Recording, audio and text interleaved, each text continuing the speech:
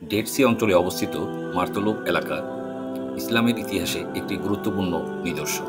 এটি সেই স্থান যেখানে আল্লাহ তাআলা হযরত লূত আলাইহিসসালামের কওমকে তাদের পাপাচারের জন্য কঠোর শাস্তি দিয়েছিলেন।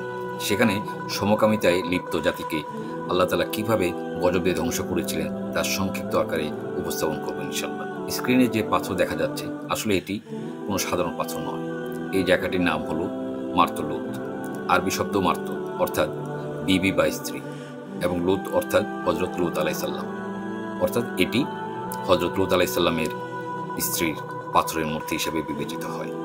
এই পাহাড়ের উপরে যে পাথরটি দেখতে পাচ্ছেন সেটির আকৃতিতে এমন একটি চিহ্ন দেখা যাচ্ছে যেখানে দুটি পাথর একে অপরকে চুম্বন করছে।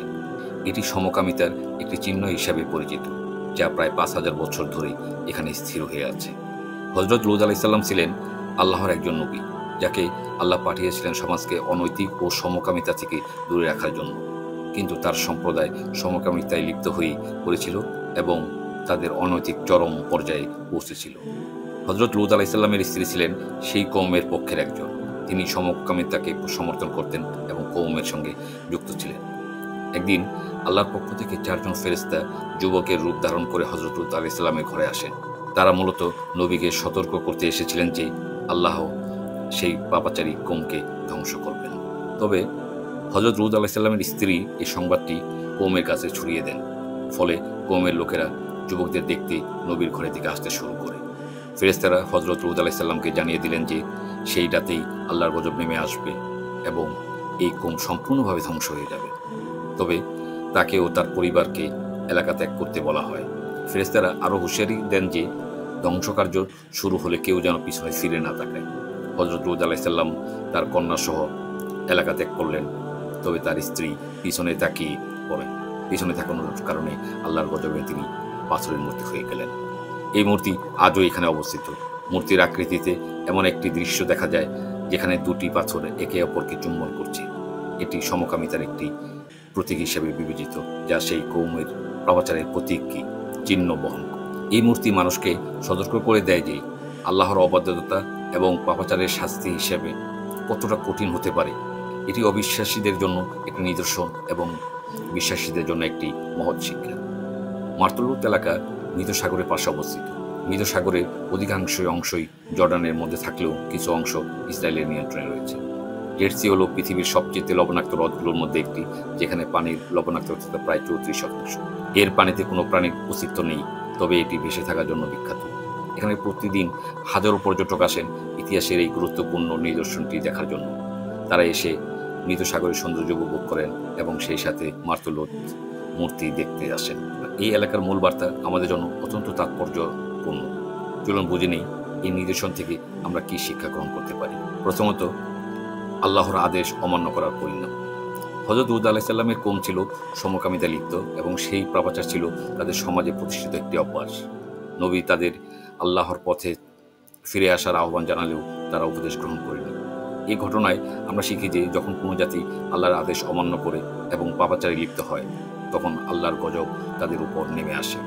তাই আমাদের উচিত আল্লাহর বিধান মেনে চলা এবং পাপাচার থেকে দূরে থাকা।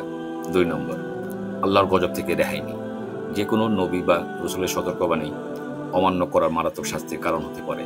হযরত লূত আলাইহিসসালামের সম্প্রদায় ফেরেশতাদের যুবকের রূপে দেখে পাপাচারে লিপ্ত হতে চেয়েছিলেন। তখন আল্লাহর নির্দেশে ফেরেশতারা হযরত লূত আলাইহিসসালামকে এলাকা ত্যাগ করতে বলেছিলেন এবং কঠোরভাবে নির্দেশ দিয়েছিলেন পিছনে ফিরে না তাকাতে।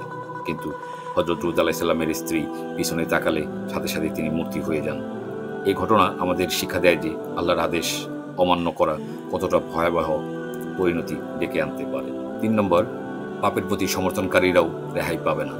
হযরত লূত আলাইহিসসালামের স্ত্রী নিজে সমকামিতায় লিপ্ত ছিলেন না, তবে তিনি সেই কওমের পক্ষে ছিলেন এবং তাদের পাপাচার সমর্থন করতেন। ফলে তিনিও গজব থেকে রক্ষা পাননি।